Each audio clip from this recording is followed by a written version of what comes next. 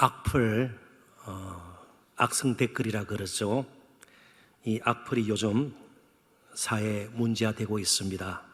최근에도 얼마 전에도 악플에 이 악성 댓글에 시달리던 여성 연예인 두 분이 고통을 견디다 못해 스스로 목숨을 끊었습니다.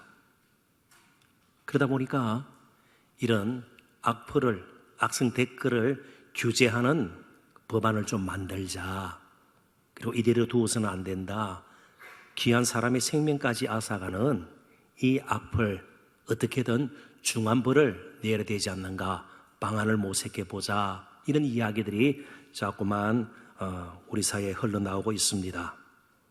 마치 악성 종양이 사람의 몸의 장기나 아주 중요한 기관을 파괴하듯이 이 악플, 악성 댓글은 사람의 인격을 무참하게 짓밟고 또 철저하게 망가지게 합니다.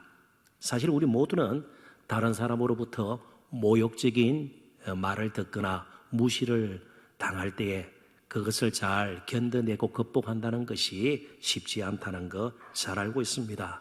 힘든 일이죠.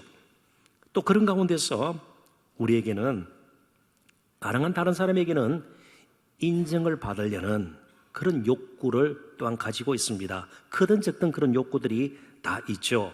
그러다 보니까 자기 자신을 살피는 시간, 자기 자신을 돌아보는 기회보다는 다른 사람이 나를 어떻게 평가할까, 다른 사람이 나를 어떻게 생각할까, 다른 사람이 나를 어떻게 볼까, 여기에 우리의 인생이 매여가지고 자기 자신을 잃어버리는 경우들이 있습니다. 자, 우리가 신앙을 가진다는 것은 자기 자신을 되찾는 것입니다. 잃어버렸던 하나님의 형상이 회복이 되는 것이고요. 그래서 어떤 의미에서 우리는 새로운 인생의 길을 가는 사람들이죠. 그리스도 예수 안에 있으면 우리 모두가 새로운 피조물이라고 성경도 분명하게 우리에게 가르쳐주지 않습니까? 자, 그렇다면 다른 사람의 판단이나 평가에서 자유로우실 필요가 있습니다. 그러기 위해서는 무엇보다도 우리에게 건강한 자상이 필요하다는 것이에요. 자기 자신에 대한 그림이 뚜렷하게 그려져 있어야 된다는 것입니다. 본문에도 잘 드러나듯이 예수님은 참으로 건강한 자아상을 가지고 계셨습니다. 이유는 단순합니다. 예수님은 늘 하나님의 영광, 하나님의 나라, 그리고 하나님의 뜻을 생각하면서 사셨기 때문입니다. 한 예를 들어보죠. 여러 번 예수님께서는 유대인들로부터 당신이 우리의 왕이 좀 되어주시기를 원하나이다, 이런 말들을 들었습니다. 유대인의 왕으로 이제 벌써 기림을 받는 것입니다. 그런데 동시에 예수님께서는 바알세불이라 일컬음을 받았습니다. 바알세불, 문자적으로는 파리떼의 왕입니다. 파리떼의 왕, 무시하는 말일 수도 있고요. 좀 더 나아가면 무엇을 의미하는가 하면 귀신들의 왕이다. 유대인의 왕으로, 귀신들의 왕으로 예수님의 평가는 완전히 달랐습니다. 그러나 어떻게 평가를 받든 예수님은 크게 동요하지 않았습니다. 그런 예수님을 따르면서 우리가 건강한 자아상을 가지고 살아야 되는데, 그러기 위해서 예수님께서는 자신을 따르는 사람들에게 이렇게 말씀하셨습니다. 아무든지 나를 따라 오려거든 제일 먼저 할 일이 자기를 부인하고 큰 사역을 하고 엄청난 헌신을 하고 또 맡은 사명을 책임감 있게 다 감당하고, 이런 식으로 말씀하지 않고 제일 먼저 하신 말씀이 자기를 부인하고 그 다음에 제 십자가를 날마다 지고 나를 따를 것이니라. 자기 부인이 필요하다는 것이죠. 이것은 자학을 의미하지 않습니다. 그냥 자기를 계속해서 무시하고 형편없이 생각하고 그런 뜻이 아닙니다. 좀 더 극적인 표현을 쓴다면 자기 자신에 대해서 죽는 것입니다. 자, 이게 무슨 말일까? 필립 라이컨이라는 아주 복음주의적인 미국의 목회자 신학자가 있습니다. 지금은 위튼 칼리지 빌리 그레암 목사님 졸업한 학교이기도 하고요. 짐 엘리어트 선교사님 순교하신 그 선교사님의 모교이기도 합니다. 그 학교의 총장으로 계신 분이에요. 필립 라이컨이 자기 자신에 대해서 죽는 것을 이렇게 잘 설명을 했습니다. 인용을 합니다. 자신에 대해 죽는 일은 자기 집착, 자기 과시, 자기 사랑, 자기 고집 등 모든 추악한 형태로 드러나는 자아가 죽는 과정을 의미합니다. 자기를 학대하는 것이 아니에요. 열등감에 늘 빠져서 그렇게 살아라, 그런 뜻이 아니에요. 자아가 죽는 과정을 의미합니다. 이러한 죽음의 과정을 거치며 우리가 그리스도의 고난에 참여하게 될 때 우리는 그분을 제대로 비로소 알 수 있게 됩니다. 그래서 오늘 말씀을 가지고 또 예수님을 함께 바라보면서 여러 가지 얽히고 뒤틀려 있는 이 세상 가운데서 어떻게 하면 우리가 복음적인 자상을 가지고 살 것인가를 좀 함께 고민해 보고자 합니다. 오늘 본문의 말씀은 성도 여러분들에게도 굉장히 익숙한 말씀입니다. 흔히 종려주일에 자주 저희들이 대하는 말씀이기도 하죠. 예수님께서 제자들과 함께 마지막 유월절을 지키기 위해서 예루살렘으로 들어가십니다. 그리고 들어가셔서 바로 한중한 사이에 십자가에 못 박히고 또 사흘 후에 부활하는 그런 일들이 이어져서 일어나게 되는 것이죠. 그런데 요한복음에는 유독 13절에 보면 다른 복음서에 없는 종려나무 가지 이야기를 하고 있습니다. 13절에 보면 종려나무 가지를 가지고 맞으러 나가 큰 군중이 무리가 예수님을 맞이하는데 종려나무 가지를 들고 나가서 흔드는 것입니다. 이 종려나무 가지는 유대인들에게는 특별한 의미를 지닌 나무입니다. 우리나라의 무궁화 그러면 무궁화가 어떤 의미를 지니고 있죠? 뭐 끈질김, 그죠? 넘어져도 또 일어나는 오뚜기 같은, 그죠? 무궁화, 우리나라 꽃, 그러잖아요. 이 종려나무는 유대인들에게는 승리 혹은 평화를 상징합니다. 늘 억눌려 살았던 이 유대인들에게는요, 정말 승리가 그리고 이 평화가 얼마나 필요했는지 몰라요. 그래서 이 종려나무는 유대인들에게 특별한 것입니다. 그래서 종려나무를 흔들면서 이 예수님이야말로 승리와 평화를 우리에게 가져다 줄 분이다. 그래서 호산나라고 지금 외치고 있는 것이에요. 호산나의 뜻은 문자적으로 지금 구원을 허락하소서.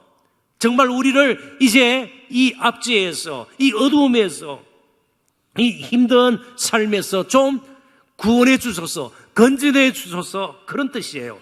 그러면서 주의 이름으로 오시는 이스라엘의 왕이여, 그렇게 또 찬송하면서 외치고 있습니다. 주의 이름으로 하나님을 대신하여 하나님의 권세와 권능을 가지고 오셔서 우리를 지금 구원하실 이스라엘의 왕이여. 엄청난 환호가 지금 예루살렘으로 향하는 예수님의 앞에 모인 큰 무리들이 지금 하고 있는 겁니다. 그런데 그들의 마음속에는요, 바로 이 왕이 애굽에서 이스라엘 백성들을 이끌어내는 데 결정적인 역할을 하고 지도자로 부름을 받았던 모세와 같은 사람으로, 혹은 또 이스라엘 왕국의 초석을 까는 데에 아주 중요한 역할을 했던 다윗과 같은 왕으로 생각을 하고 있는 거예요. 그러니까 요즘 말로 정치적인 메시아로, 정치적인 구원자로 그들은 생각을 했습니다. 그러나 앞으로 한 주 사이에 어떤 일이 일어날지 그들은 전혀 예측을 할 수가 없었습니다. 심지어 제자들도 몰랐습니다. 오직 나귀 새끼를 타신 예수님만 아셨습니다. 그래서 왕이 가야 할 길을 묵묵히 가셨습니다. 전혀 흔들림 없이 예수님은 정해진 길을 가셨던 것입니다. 이제 저희들도 그 왕을 만나 그 왕을 따라 남은 평생을 살아야 할 것입니다. 자, 그러면 어떻게 하면 구체적으로 새로운 자아상을 가지고 그분과 계속 동행하는 삶을 살 수 있을 것인지 몇 가지 좀 주제로 나누어서 살펴보기를 원합니다. 첫 번째는 왕의 모습입니다. 예수님의 모습을 통해서 정말 건강한 자아상을 가지기 위해서는 다른 사람들이 어떻게 나를 생각하고 말하고 판단하고 평가하는 것보다 하나님의 눈을 의식하고 하나님의 뜻은 어디에 있고 하나님은 나를 어떻게 생각하시고 하나님은 나를 어떻게 세워주셨는가를 늘 기억하고 살아야 된다는 것입니다. 하나님 앞에서 나 자신이 어떤 존재이고 나는 왜 해필 이 시대에 이 땅 대한민국에 태어나서 때로는 좋은 일, 굳은 일 겪으면서 살고 있는지, 그리고 나의 가는 길이 앞으로 어떻게 될 것인지 늘 고민하고 그런 가운데서 조금씩 답을 찾아가고 그러는 것이 오늘 우리에게 필요하다는 겁니다. 그런 작업 없이 건강한 자아상을 우리가 그린다는 말은 불가능한 것이죠. 결국 우리가 고백하는 내용이 무엇입니까? 나의 진정한 정체성, 아이덴티티는 결국 하나님의 손에 의해서 결정이 된다는 것입니다. 다른 사람들이 그린 나의 모습은 온전한 그림이 아닙니다. 감정이 섞여 있을 수도 있고요, 선입견이나 편견이 섞여 있을 수도 있습니다. 그래서 그 그림에 대해서 지나치게 낙심하거나 열등감에 빠지거나 혹은 스스로 교만해져서는 안 된다는 것입니다. 하나님께서 그려주신 저와 여러분에 대한 그림을 우리는 가지고 있어야 합니다. 예수 그리스도 안에서 저와 여러분은 이제 어떻게 됐습니까? 하나님의 자녀가 된 것입니다. 하나님의 자녀예요.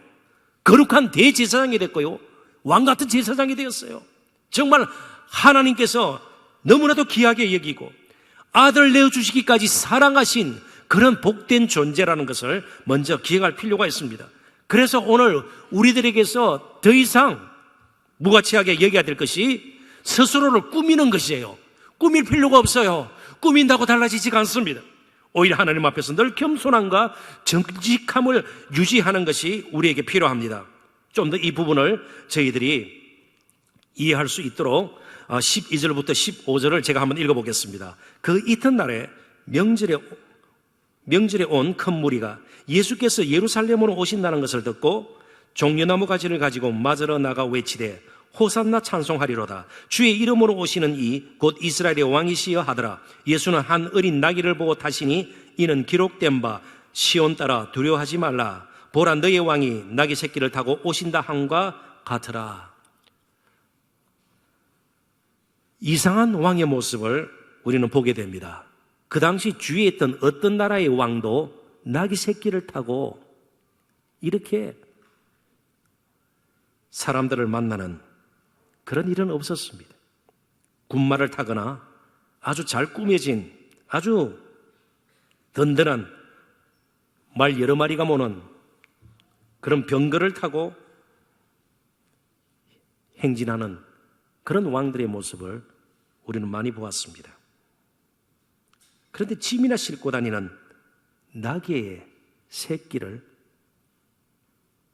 이 왕은 타고 있습니다.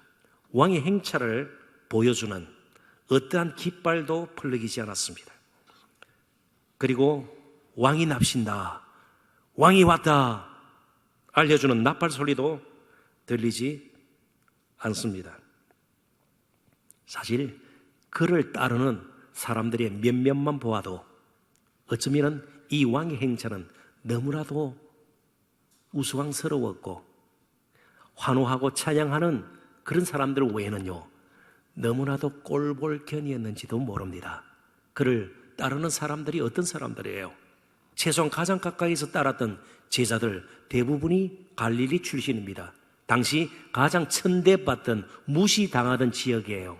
조금 제가 달리 표현하면 촌티가 넘쳐나는 그런 사람들이 지금 예루살렘에 모여가지고 그의 선생을 따라가고 있고요, 그 가운데 여러 여인들도 눈에 띄었습니다. 이전에 몸을 팔던 창류도 섞여 있고요, 굉장히 정말 쇠약해서 죽을 뻔했던, 그렇지만 빈고침을 얻어서 새로운 인생의 길을 건넌 이런 모를 여인도 섞여 있습니다. 아무튼 굉장히 우스꽝스러운 모습일 수도 있는 것입니다. 그런데 예수님은 전혀 흔들리지 않습니다. 예수님은 사람들의 시선이나 반응에 민감하지 않으셨습니다. 왜냐고요? 하나님의 말씀, 하나님의 약속에 더 민감하셨기 때문입니다. 사가랴서 9장 9절을 제가 읽을 때 조심해서 잘 들어보십시오. 시온에 따라 크게 기뻐할지어다. 예루살렘에 따라 즐거이 부를지어다. 보라, 내 왕이 내게 임하시나니 그는 공의로우시며 구원을 베푸시며 겸손하여서 나귀를 타시나니 나귀의 작은 것 곧 나귀 새끼니라. 그러니까 예수님은 의도적으로 나귀 새끼를 타셨습니다. 뭔가 사람들에게 인정을 받고 환호를 받는 가운데서는요, 조금 나귀 말고 다른 것을 좀 빌려서라도, 요즘 말로 렌트카라도 내어서 좀, 그죠? 괜찮은 수입차라도 좀 렌트를 해서 들어갔으면 좋을 텐데 왜 그랬을까요? 의도적으로 나귀를 타셨습니다. 자신을 통해서 하나님의 약속이 이루어지는 것을 드러내시기 위함이에요. 의도적으로 나귀를 타셨습니다. 정말 이 나귀가 보여주는 것처럼 겸손히 섬기는 자로 왔다는 겁니다. 군림하는 왕이 아니라 섬기기로 작정한 왕이셨습니다. 나귀가 일하듯이 일하시는 왕으로 오셨습니다. 헌신하는 왕이셨습니다. 많은 사람들의 세금을 가져가고 여러 가지 조공을 받는 그런 왕이 아니라 자신의 생명까지 내어주시기 위해서, 모든 것을 내어놓기 위해서 오신 아주 겸손한 왕이셨습니다. 마가복음 10장 45절은 예수님의 말씀인데 그러한 왕의 모습을 가장 잘 드러내주고 있습니다. 인자가 온 것은 섬김을 받으려 함이 아니라 도리어 섬기려 하고 자기 목숨을 많은 사람의 대속물로 주려 함이니라. 그러니까 우리가 사는 삶의 방식이라든지 우리가 가지고 있는 인생의 목적이라든지 가치관이 분명하지 않으면 항상 다른 사람을 의식하고 살다가 우리는 스스로 자신을 망가지게 만들고 스스로 무너지게 만든다는 것입니다. 1세기 문헌, 특별히 플라비우스 조세푸스라는 유대인 역사가가 책을 한 권 썼는데요, 유대 전쟁사에 보면 당시 특별히 주후 70년 로마로부터 예루살렘이 완전히 망하게 됩니다. 그 전에 6월절 때는 어떨 때는 270만 명까지 모였다고 그래요. 조그만한 그 예루살렘, 오늘 서울 같은 그 대도시가 아니에요. 그게 270만 명. 물론 유대인적인 부풀린 면이 있겠습니다만은 그래도 6월절은 유대인들에게 가장 큰 명절 중에 하나였습니다. 마치 애굽에서 이스라엘 백성들이 벽돌을 구우면서 노예 생활을 할 때 너무나도 노역에 지쳐가지고 하나님께 부르짖잖아요. 고통이 너무너무 심하기 때문에 좀 도와달라고. 그때 하나님께서 들으시고 모세를 보내시고요, 그들을 애굽에서 이끌어내 주시지 않았어요? 그런 분위기가 지금 바로 예수님 당시의 분위기였습니다. 그걸 조금 전문적인 용어로 메시아 대망, 메시아 열광, 메시아 열정, The Messianic Frenzy라는 말을 씁니다. 너무나도 이제 우리가 고통스럽습니다. 로마의 압제에서 너무나도 힘든 하루하루를 살고 있습니다. 하나님, 이제 우리에게 구원자를 보내주소. 그랬는데 예수님이 나타나는 것이에요. 죽은 자를 살리고요, 이적을 행하시고요, 그의 가르침이 완전히 다른 것이에요. 그래서 이제는 때가 됐다. 아마 제자들도 굉장히 흥분했을 것입니다. 그런 분위기에 고치가 되었을 겁니다. 그래서 예수님을 따르면서 참 3년간 따르면서 늘 좋은 것 그들이 먹었겠습니까? 예수님이 그럴 리가 없죠. 그냥 3년 동안 많은 그들이 누릴 것 포기하고 어려움과 피곤한 가운데서 예수님을 따랐습니다. 그리고 드디어 왕으로 이제 예수님께서 환호하는 궁중들 가운데 이제 높임을 받는 것을 보면서 그런 어려움들, 지난날의 괴로움들이 다 사라졌는지도 몰라요. 그런데 예수님만은 그러지 않으셨습니다. 사람들의 반응에 대해서 꿈쩍도 하지 않았습니다. 왜요? 사람들의 기대와 요구에 지나치게 민감하면 하나님의 뜻에 불순종할 위험이 커짐을 아셨기 때문입니다. 이제 제가 자막에는 띄우지 않을 텐데요, 그냥 제가 한 학자의 말을 잠시 인용하고 이걸 좀 우리에게 적용을 할까 합니다. 헨리 나우인이라는 분이 오늘 목회의 위기, 교회의 정말 근본적인 어려움이 어디서 생기는가, 그 중에 하나를 꼽은 것이 강요된 목회입니다. 강요된 목회, 이게 무슨 말이에요? 그러니까 성도들의 요구, 필요, 조심스럽게 들으십시오. 혹은 세상 사람들이 교회는 이렇게 돼야 된다, 불신자들이 그려놓은 교회의 모습이 있어요. 거기에 민감하게 대처하다 보니까 성경에서 하나님께서 뭐라고 말씀하시는가, 성경에서 말하는 교회의 모습은 무엇인가, 정말 하나님께서 원하시는 성도의 모습은 무엇인가, 이것보다는 자꾸만 현실적인 문제, 사람들의 요구, 심지어 세상 교회는 이렇게 해야 된다. 그러면은 빨리 거기에 반응을 해야 됩니다. 그러니까 빨리 사역을 해야 됩니다. 그러다 보니까 하나님께서 정말 원하시는 일이 무엇인가, 여기에 대해서는 점점 둔감해지는 것이에요. 그게 강요된 목회입니다. 그러면서 교회가 교회로서의 본질적인 역할, 기능, 그 아름다움을 점점 상실하게 된다는 것이죠. 사랑하는 성도 여러분, 정말 우리가 민감한 부분이 무엇입니까? 우리는 무엇에 민감합니까? 단순히 현실의 문제에만 민감합니까? 다른 사람의 시선, 평가, 판단에만 민감합니까? 그러지 않으면 하나님께서 나를 향하신 계획이 무엇일까? 한 번밖에 없는 이 인생을 살아가는 동안 하나님께서 가장 나를 통해서 이루시고자 하는 일은 무엇일까? 나에게 무엇을 요구하고 계시고 하나님은 무엇을 원하고 계신가? 이런 부분에서 우리는 좀 더 민감해질 필요가 있다는 겁니다. 아주 단순합니다. 풀은 마르고 꽃은 시듭니다. 인간의 아름다움, 그 빼어남, 그 탁월함 다 시들고 다 마르게 되었습니다. 대신 반대 하나님의 말씀은 영영이 서리라. 자, 그렇다면 내 인생에 하루하루를 살면서 일상생활, 특별한 일도 괜찮습니다. 항상 하나님의 뜻, 하나님의 요구, 이것이 근본이 되고 원리가 되어야 되는 겁니다. 예수님은 그렇게 사셨습니다. 그러다 보니까 분위기에 예수님은 전혀 그 분위기에 맞게 자신의 삶을 내어놓지 않았습니다. 조금 더 나아갑니다. 두 번째 주제입니다. 왕의 영광입니다. 도대체 세상적으로 우리가 따져보아야 될 겁니다. 진정한 의미의 성공과 영광이 어떻게 오고 어떻게 우리가 구할 수 있는가, 그 부분에 대해서 우리는 명확한 답을 가지고 있어야 합니다. 예수님의 예루살렘 들어가는 그 모습, 그리고 되어지는 일들은 진정한 영광이 어디서 오는가를 분명히 보여줍니다.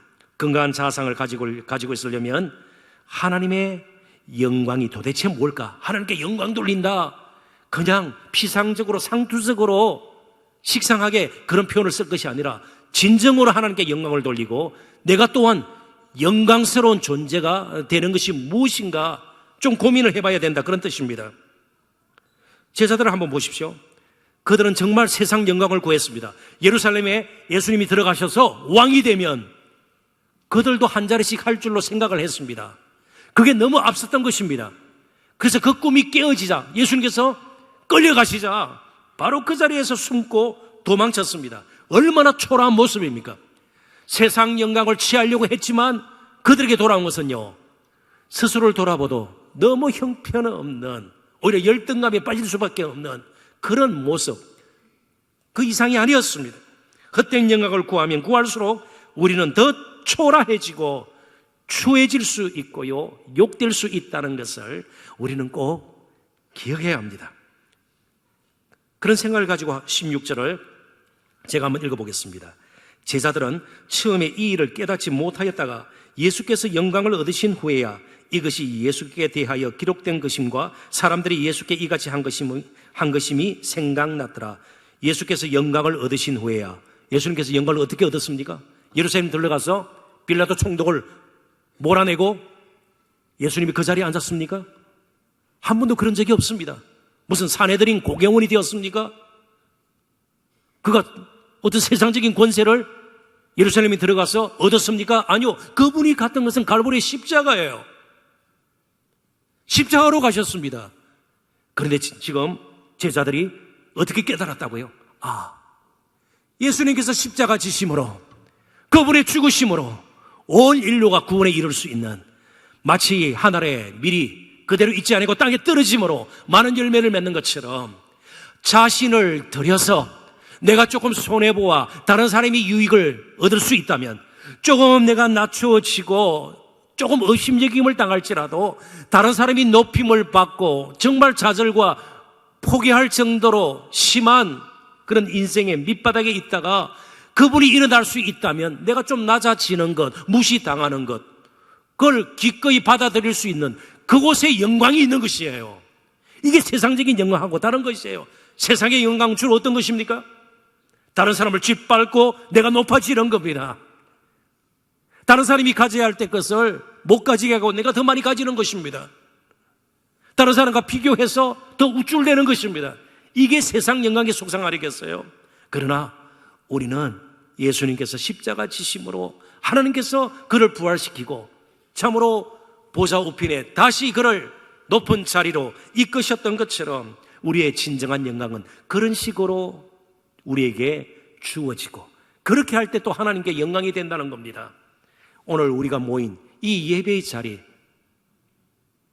바로 한 분 한 분이 하나님께 영광이 되는 겁니다. 오늘 우리의 예배가 영광이 되는 것이에요. 하나님께 영광이 되는 것입니다. 제자들은 이스라엘의 왕이시여 호산나 우리를 지금 구원하소서, 그 외침이 어떻게 성취되는가를 예수님의 죽으심과 부활을 통해서 결국은 알게 되었다는 겁니다. 그들은 생생한 경험을 했습니다. 참 호산나, 지금 많은 무리가 그렇게 예수님을 높이고 찬양하고 환호하는 것을 보았습니다. 그런데 불과 며칠 사이에 그들은 또 다른 외침을 듣게 됩니다. 더 큰 소리로 부르짖는, 정말 절규하는 그런 소리를 듣게 됩니다. 요한복음 19장 15절을 보십시오. 그들이 유대인들입니다. 그리고 거기에는 유대 종교 지도자들이 다 포함이 되어 있습니다. 소리 없이 하소서, 없이 하소서, 그를 십자가에 못 박게 하소서. 빌라도가 이르되 내가 너희 왕을 십자가에 못 박으랴? 대제사장들이 대답하되 가이사 외에는 우리에게 왕이 없나이다 하니, 그들은 이 가이사의 손으로부터, 로마 황제로부터 독립하기를 원했습니다. 구원받기를 원했습니다. 그러나 예수님에 대한 그 정오심 때문에 가이사 외에는 우리에게는 왕이 없나이다, 거짓된 고백을 한 것입니다. 빌라도 앞에 어떻게 해요? 예수를 죽이려고 말이죠. 제자들이 예수님을 끝까지 따르기 위해서는 세상 영광을 버려야만 했습니다. 오늘 우리가 이렇게 적용해 보면 어떨까요? 설교하는 저 자신이, 그리고 우리 교회가 예수님 이름보다 우리의 이름이 더 사람들의 입에 오르내리는 것을 우리는 두려워해야 합니다. 너무 칭찬받는 것에 여러분 민감해지실 필요가 없습니다. 그게 독이 될 수가 있습니다. 우리는 예수님보다 절대로 높아져서는 안 돼요. 어떤 일이 있어도 예수님보다 더 지혜로워져서도 안 됩니다. 예수님보다 더 경건해질 수도 없습니다. 그래서 우리는 우리의 어떤 경건, 의로운 행위, 선한 삶 함부로 이야기해서는 안 되는 겁니다. 다 은혜입니다. 감사할 따름입니다. 그래서 어떤 식으로든 막아야 돼요. 우리가 높아지는 거 막아야 돼요. 예수님이 전혀 드러나지 않고 우리가 자꾸 드러나는 것 거절해야 합니다. 그러지 않으면 훨씬 더 빨리 부패하고 무너질 것이기 때문입니다. 자, 그렇다면 저는 구체적으로 예수님께서 보이셨던 세상 영광에 취하지 않는 한 가지 길이 있음을 예수님을 통해서 보게 되는데, 그걸 함께 또 나눠보고자 합니다. 지금 들뜬 분위기입니다. 굉장히 우리가 생각할 수 없을 정도로 굉장한 분위기예요. BTS 정도 될까요? 아무튼 굉장합니다 지금. 예? 물론 이게 봉을 흔들지 않고 아미들이, 그죠? 대신 종려나무 가지를 흔들죠. 그러면 예수님께서는요, 적어도 한 번쯤은 그 한호하는 백성들에게 말씀을 하셨거나 뭔가 감사의 표시를 하거나, 정말 그렇다 인정하는 듯한 그런 모습을 보여야 되는데요, 예수님의 모습은 너무나도 뜻밖이었습니다. 혹시 성경을 읽으면서 예루살렘으로 들어가시면서 예수님께서 보이셨던 뜻밖의 모습이 무엇인지 기억이 나십니까? 낙이 탄 것 말고 말이죠. 누가복음 19장 41절 42절입니다. 요한복음에는 나타나 있지 않습니다. 가까이 오사 성을 보시고 지금 예루살렘 성으로 들어가십니다. 동일한 사건을 다루고 있는 그런 말씀입니다. 예수님은 우셨습니다. 이르시되 너도 오늘 평화에 관한 일을 알았더라면 좋을 뻔하였거니와 지금 내 눈에 숨겨졌도다. 예수님은 흥분하지 않고 오히려 우셨습니다. 예루살렘 성을 보고 우셨습니다. 그 무리들을 헤쳐나가면서 우셨습니다. 여기 눈물은 나약함이나 실패의 표징이 아닙니다. 예수님은 이제 며칠 후면 자신이 겪어야 할 고난이 두려워서 너무 억울해서 눈물을 흘리신 것도 아닙니다. 잃어버린 영혼에 대한 불타는 마음이 눈물로 표현된 것입니다. 그러므로 예수님의 눈물은 지난 3년 동안 메시아로서의 공생의 본질을 가장 뚜렷하게 보여주는 것입니다. 갑자기 흘리신 눈물이 아닙니다. 예수님은 이름만 평화의 도성 예루살렘이라는 뜻은 The City of Peace, 평화의 도시라는 뜻입니다. 그러나 정작 그 예루살렘 성 안에는 평화가 없었습니다. 정오심이 가득했고요, 많은 파로 갈라져 있었습니다. 바리새파, 사두개파, 에셈파, 질랏, 온갖 종류의 파로 갈라져 있었고요, 반목과 질시가 있었습니다. 예수님을 죽이고자 하는 그런 마음들이 그 가운데 있었습니다. 이름만 평화의 도성 The Peace 아니에요. 그 도시는 The City of Death, 죽음의 도시였습니다.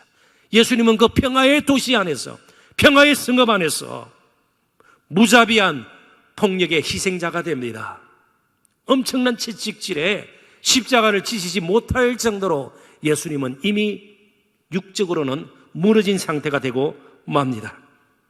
그에게는 화려한 왕복이 아니라 비단으로 세마포로 만든 왕복이 아니라 홍포가 입혀졌고 보석으로 치장된 왕관이 아니라 가시 면류관이 쓰여졌습니다. 그리고 호를 내미는 너무나도 근엄한 왕의 보좌가 아니라 십자가 위에서 발가벗긴 채 너무나도 비참하게 고난을 당하셨습니다. 부끄러움을 겪었습니다. 이유가 무엇입니까? 오늘 저와 여러분 하나님의 영광이 되도록 말이죠. 이런 부분에서 진정한 성공과 영광의 정의가 잘못 내려지면 우리는 건강한 자아상을 가질 수가 없습니다. 예수님은 유대 종교 지도자들과는 달리 문안받고 존경받는 일에 관심이 없었습니다. 오히려 그들이 보지 못하는 약하고 가난하고 소외당했던, 버림받았던 가련한 사람들, 그런 작은 자들이 예수님의 눈에는 보였습니다. 예수님께는 눈물이 있었기 때문입니다. 그 눈물이 예수님의 눈을 항상 열게 하셨습니다. 오늘 저와 여러분에게, 우리 한국교회에 가장 필요한 것이 예수님이 흘리셨던 긍휼의 눈물입니다. 이름만 그럴듯한 예루살렘이 아닌 것을 아셨던 예수님은 바로 그 예루살렘 성을 바라보시고 들어가시면서 눈물을 흘리셨습니다. 마지막, 건전한 자아상, 정말 건강한 자아상을 가지고 예수님을 따르기 위해서 우리에게 필요한 것이 무엇인가? 왕의 노래라는 주제를 가지고 잠시 말씀을 나누고 말씀을 정리하도록 하십시다. 계속해서 예수 그리스도를 높여야 합니다. 이제 우리가 찬양해야 합니다. 그 예수님을 찬양해야 합니다. 숨질 때까지, 호흡이 있는 동안 계속해서 우리는 찬양한 일을 멈추거나 빼앗겨서는 안 될 것입니다. 예수 그리스도를 찬양할 때에 우리의 영혼이 살아날 것이에요. 우리의 삶이 피어날 것입니다. 그러면 정말 사소한 것에 집착을 하거나 다른 사람의 말 한마디나 나를 대하는 것에 내 인생을 걸고 다른 사람과 비교해서 정말 맹목적으로 주저하는 인생은 되지 않을 것입니다. 나의 찬양을 들으시는 분이 있다는 것이 감사할 따름입니다. 10절부터 19절을 제가 17절부터 19절을 빨리 한번 읽어보겠습니다. 나사로를 무덤에서 불러내어 죽은 자 가운데서 살리실 때 함께 있던 무리가 증언한지라. 이에 무리가 예수를 맞으면 이 표적 행하심을 들었음 이르라. 바리새인들이 서로 말하되 볼지어다 너희 하는 일이 쓸데없다. 보라 온 세상이 그를 따르는도다 하니라. 예수님께서 죽은 나사로를 살리신 것을 목격한 사람들이 그 사실을 소문내기 시작했습니다. 전하기 시작했습니다. 많은 사람이 듣고 야 그렇다면 예수님이 누군가 한번 보자 모이게 되었고요. 예수님을 맞이하게 되었고 그리고 그냥 자연스럽게 찬송에 동참하게 되었습니다. 그런데 일단의 무리들은 결코 찬송하지 않습니다. 그들은 종교 지도자들이었습니다. 가장 율법을 잘 아는 사람들이었고 제사 제도에 능통한 사람들이었습니다. 성전에서 주로 일하는 사람들이었고요. 서기관들이었습니다.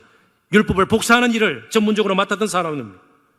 그들이 오히려 찬송을 하지 않고 예수님을 죽이기로 작정을 합니다. 볼지어다 너희 하는 일이 쓸데없다. 이 말은요, 이제 그를 죽이는 것 외에는 더 이상 다른 방도가 없다. 오늘도 마찬가지입니다. 찬양하는 무리가 있고 끝까지 예수님을 비웃는 무리, 죽이려는 무리들이 분명히 있는 것이죠. 심지어 그들은 다른 사람들이 찬양하는 것조차 싫어했습니다. 역시 누가복음 19장 39절 40절에 이렇게 기록이 되어 있습니다. 무리 중 어떤 바리새인들이 말하되 선생이여 당신의 제자들을 책망하소서 하거늘 대답하여 이르시되 내가 너희에게 말하노니 만일 이 사람들이 침묵하면 돌들이 소리 지르리라 하시니라. 무슨 말입니까? 예수님은 마땅히 찬양과 경배를 받으실 분이라는 겁니다. 우리는 뭐 엄청난 일을 하는 것이 아니에요. 마땅히 찬양과 경배를 받으실 그분에게 찬양을 올려드리고 경배를 하는 것입니다. 이제 말씀을 맺습니다. 우리뿐만 아니고 시간대는 다르지만 온 세계에 흩어져 있는 믿음의 백성들이 예수 그리스도의 이름을 높이고 찬양할 것입니다. 이전에도 그랬고 앞으로도 그럴 것입니다. 이 요한복음은 바로 사도 요한이 예수님과 함께 예루살렘으로 들어가던 그 생생한 경험을 하고 난 뒤 60년쯤 뒤에 지어졌습니다. 그럼에도 불구하고 그때의 감격, 그때의 그런 충격이 그에게는 남아있죠. 그런 사도 요한이 이제 핍박을 받아 밤모습이라는 섬에 유배가 되어집니다. 홀로 남게 되었습니다. 교회가 힘들어졌습니다. 그러면서 그는 60년 전에 그 아름답고 감격스러웠던 그림이 떠올라서 요한복음을 지금 썼고요. 그 밤모습에서 또 다른 성경을 한 건 기록합니다. 그게 요한계시록이에요. 그리고 그 요한계시록에서 그런 또 다른 그림을 보게 됩니다. 우리도 그 그림을 함께 봅시다. 엄밀한 의미에서는 그 그림을 읽어봅시다.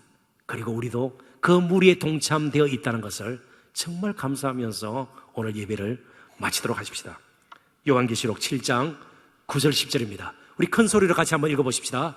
이일 후에 내가 보니 각 나라와 족속과 백성과 방언에서 아무도 능히 셀 수 없는 큰 무리가 나와 흰옷을 입고 손에 종려가지를 들고 보좌 앞과 어린 양 앞에 서서 큰 소리로 외쳐 이르되 구원하심이 보좌에 앉으신 우리 하나님과 어린 양에게 있도다 하니 아멘. 언젠가 우리들도 종려나무 가지를 들고 오늘 신림동에 있는 동산교회 본당이 아니라 하나님의 보좌 앞에서 그렇게 찬양을 하게 될 것입니다. 그때 우리가 서로 종려나무 가지를 들고 찬양하는 모습을 함께 보았으면 좋겠습니다. 혹시라도 우리 가운데 한 사람이라도 그 자리에 얻게 된다면 이것처럼 불행한 일이 어디에 있겠으며 얼마나 그것이 우리에게는 안타까운 일이 되겠습니까? 예수님을 생각할 때마다 찬양이 나와야 합니다. 그러지 않으면 지금 신앙이 병든 것입니다. 직분에 관계없어요. 얼마나 오래 교회 다녔는가, 그건 부차적인 문제예요. 예수님을 생각할 때마다 예루살렘 성을 나귀를 타고 들어가시던 그 예수님을 생각할 때마다 나의 입에서는 찬양이 절로 터져 나와야 합니다. 그 왕을 오늘 남은 시간에도 경배하고 남은 2019년 한 달 동안도 마음껏 높여드리고 호흡이 멎는 그 순간까지 날마다 주 예수 그리스도의 그 아름답고 빼어나신 이름, 그 이름 앞에 내 인생을 걸고 날마다 주 예수 그리스도의 이름으로 살아내는 저와 여러분 되시기를 주님의 이름으로 축원합니다. 기도하십시다.